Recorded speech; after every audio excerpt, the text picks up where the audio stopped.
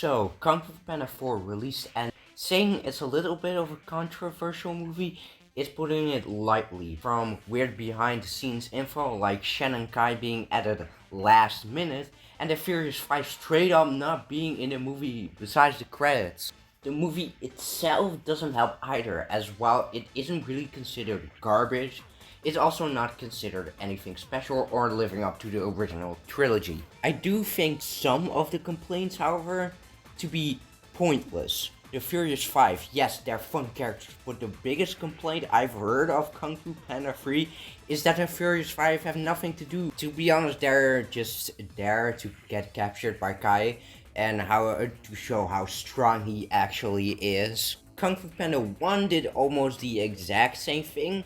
They're not the most developed characters, but they do serve a purpose narratively, showing Tai Lung is back stronger than ever and just overall make Po feel like he doesn't belong, as they've trained for the title of Dragon Warrior their whole life, only for Po to show up and take it in just mere minutes. In Kung Fu Panda 4, however, they really don't have anything to do they? I mean, it would have been cool for the villain, the Chameleon, to first get ambushed by the Five, capturing them and stealing their kung fu. That could have given them a pretty cool role in the story and make the Chameleon seem more threatening than she is in the actual movie. I might as well get it out of the way. The Chameleon is a lame ass villain, totally carried by the vocal performance of Viola Davis. She's not special, but y'all really hating her, aren't you? No hate on anyone, as it is their opinion, but I'm just questioning how people say the Chameleon is one of the worst DreamWorks villains when Egg Guy, Jeff Goldblum, Prince Charming, and so many more worse villains exist that came out of DreamWorks. The rest of the movie is also just seen as fine. Now, I still like Kung Fu Panda 4. Not as much as the first three movies, but the lowest rating that I gave to one of the movies in the original trilogy was a 9 out of 10. I love these movies. So I already suspected that 4 was not gonna be as good as the first three. Po needs to find a successor, all while traveling to Juniper City with a fox called Zen, played by Aquafina, to stop the Chameleon. The Chameleon is like Fortnite Omni-Man. No ass, aka no fucking sauce. While we're on the topic of villains, the returning villains, Tai Lung, Shen, and Kai, are done incredibly dirty, and I do not like it. They'd also just lie to us with the trailers. The trailers, or more so, trailer, lets us believe Tai Lung and the others are an integral part of the movie, but they're really not. Their kung fu is all stolen, and then they're just all trapped in cages being spectators in the last fight. They're not used in any significant way. Pretty huge missed opportunity. And J.K. Simmons and Gary Oldman didn't even return since Shannon Kai were last minute additions to the movie. And then, yes, Aquafina.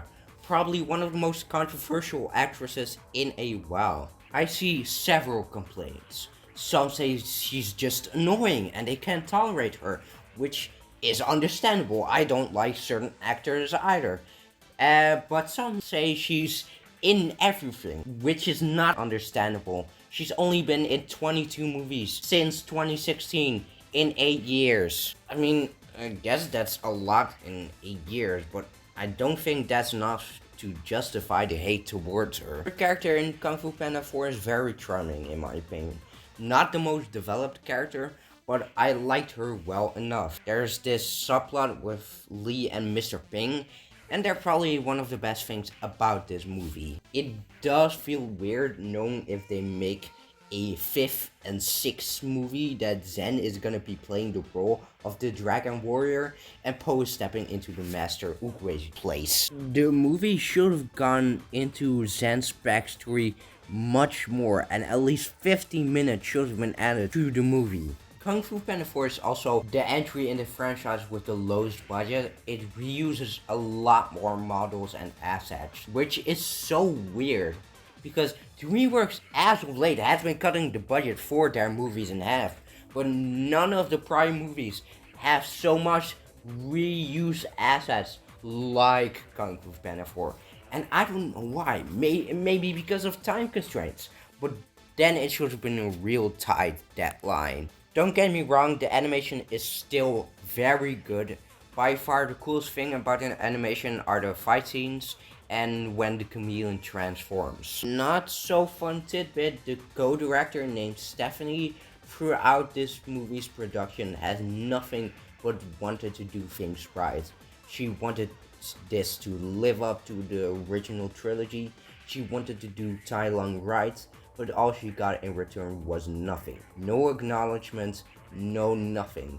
The reason this movie turned out the way it did was because of Mike Mitchell. I was skeptical of this movie just because his name was attached to the thing. Don't get me wrong, he's not an awful director, but he's not a good one either. When you made Alvin and Chipmunks Chipwrecked, I'm gonna doubt your filmmaking skills, buddy. Not only that, but he also directed the okay looked upon Lego Movie 2, which, while not as bad, is yet another sequel that's not really acclaimed like its predecessor. I don't know, even though I personally liked Kung Fu Panda 4, I think it should have had a different director altogether. One thing that is as good in this as in the original trilogy is the music, but of course, I mean, Kung Fu Panda movies always have banger soundtracks, especially 2. The pacing of the movie is fine, but can get a little weird sometimes. All in all, I give Kung Fu Panda an 8 out of 10.